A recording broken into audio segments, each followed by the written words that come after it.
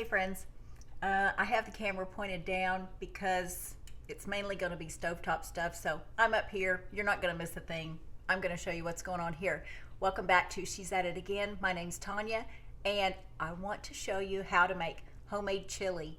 And I'm not talking about even buying packaged chili mix. I'm going to show you how to make your own chili mix. It's so easy, you're just not going to believe it. I bought chili mix for years thinking how do you think you can buy something and you can't make it homemade? I'm not sure, but I just had this mental block thinking I have to buy it out of package, I guess.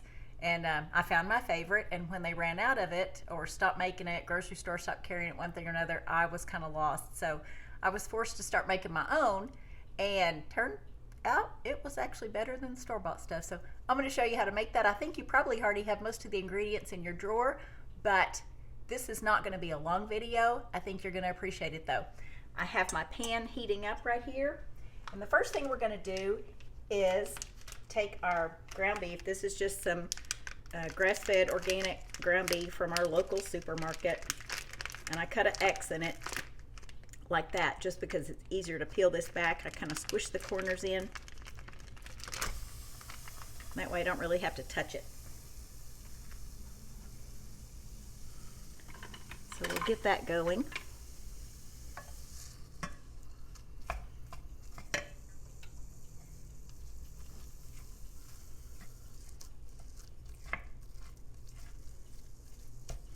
While that meat is browning, I'm going to tell you about what is in our chili mix. Now, this is what my chili mix looks like.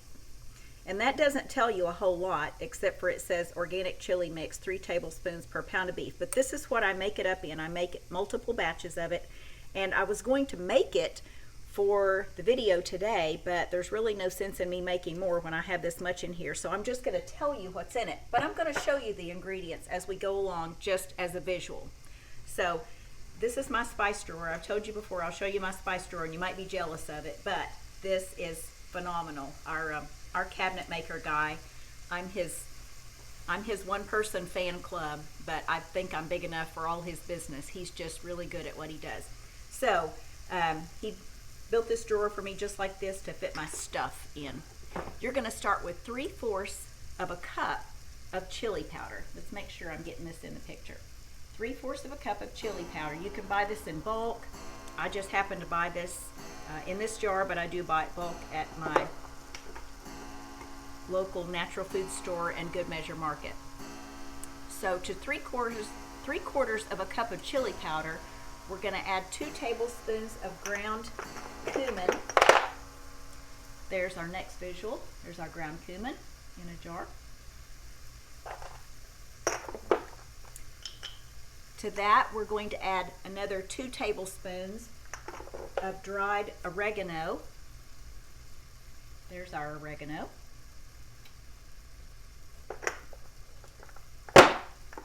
Next, we're going to have 2 tablespoons of dried minced onion.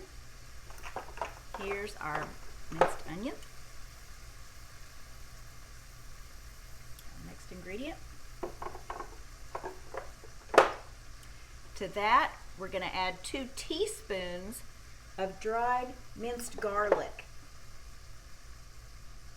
So there's our minced garlic. Notice, homemade label, masking tape, the fancy stuff. And lastly, we're going to be adding 2 tablespoons of seasoned salt. Now, I make my own seasoned salt now, but this brand is fine. It does not contain MSG. It says right here on this. You want to be sure and look for that. Look for something that does not contain an artificial color. I may get into that later on. It's a bit controversial, but I try to steer clear of any artificial color if at all possible.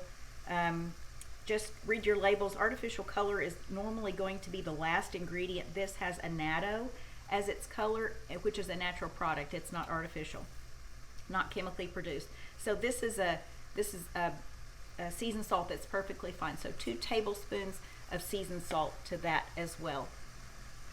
And that's it. You're going to combine all those dry spices, ingredients, put them in a jar, and it is perfectly safe to keep those in the pantry. It doesn't have to be refrigerated. just shake it up and you're good to go. Told you it'd be easy, didn't I? Now you're going to look at the back of your package of chili mix that you see at the store, and you're going to wonder what in the world all these other things are in there. But if you can't pronounce it, chances are it might be a preservative to give it longer shelf life in the warehouses and in the supermarket.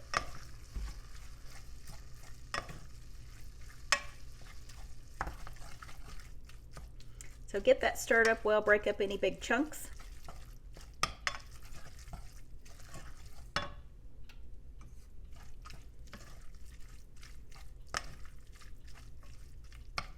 You don't necessarily have to get it completely browned before you add your next ingredients to this.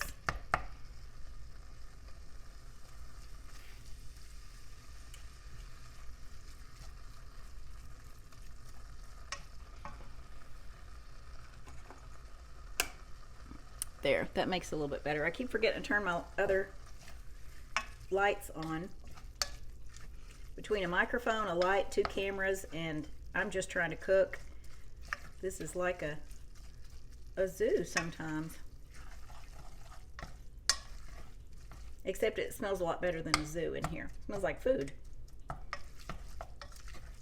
Alright, to this we're going to add our chili mix. Like I said, just stir it up. Make sure it's mixed well. You're going to add 3 tablespoons of dry chili mix.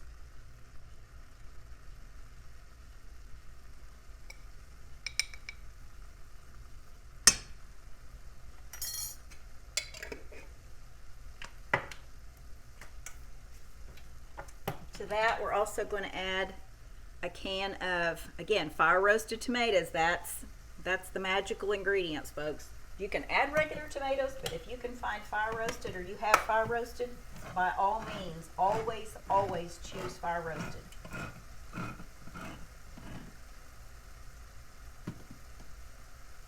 People laugh at me for using this can opener. This is my only can opener. And as a wedding gift, I think we got 3 can openers. They're the kind you sit out on the counter and plug in, and I am not a fan of things that sit out on the counter if I don't use them all the time. So I promptly don't remember where I put those 3 can openers. I probably gave them to somebody who needed one worse than I did. And that's my can opener that I go to. Of course, I haven't had that one for almost 40 years now that I've been married, but I do just use a hand crank can opener. Going to add that 1 can of tomatoes. Now you can add more tomatoes. You can add a larger can if you want to, if you like yours to have more tomatoes. And by all means, if you don't want the chunky tomatoes, you can use tomato sauce. But I don't know that there's a fire roasted tomato sauce. I'm not sure, but you can always take those tomatoes and puree them in a blender or with an immersion blender to make them smooth. We tend to like the chunky tomatoes in ours, but if you don't, then you don't have to use them. We like beans in our chili. Some people do not like beans in their chili. They will not eat beans in their chili, but that's okay. We're going to get a ladle and dip some of these out. I made a slow cooker of pinto beans the other day from Dry Bean State, of course, and I'm going to use part of this for chili and part of it for taco salads, things like that. But you just need about as much as what would be in a can, so about 15 ounces of these. But of course, I'm just eyeballing it, I'm just guessing, and we like a lot of beans in our chili, so that's fine if I overdo it.